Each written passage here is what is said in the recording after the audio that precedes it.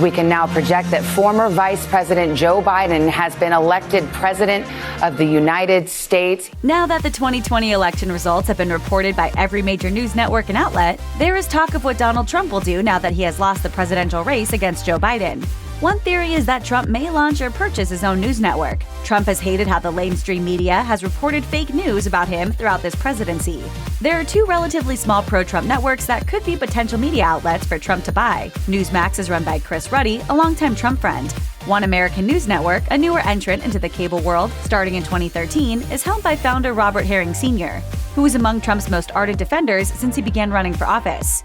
That would be a big undertaking, but son-in-law Jared Kushner used to run the New York Observer newspaper, so Trump would definitely have some experience within his circle. Our country would be so much better off if we had honest media, really. It'd be so better off.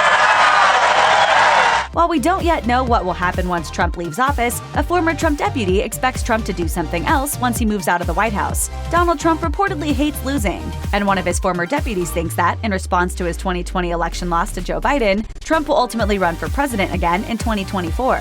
Rumors of Trump running again have been circling on social media and in news reports, and now former White House Chief of Staff Mick Mulvaney has weighed in on the possibility of another Trump ticket.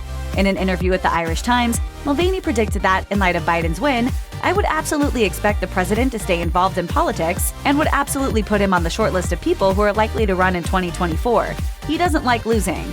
Mulvaney went on to say that Trump is a, quote, very high-energy 74-year-old, who he assumes will be further engaged in 2024 or 2028 if he were to lose the 2020 election. I don't think folks here realize that if Donald Trump is not successful here, he goes right to the head of the ticket, or at least in the competition for 2024. Donald Trump 4 years from now.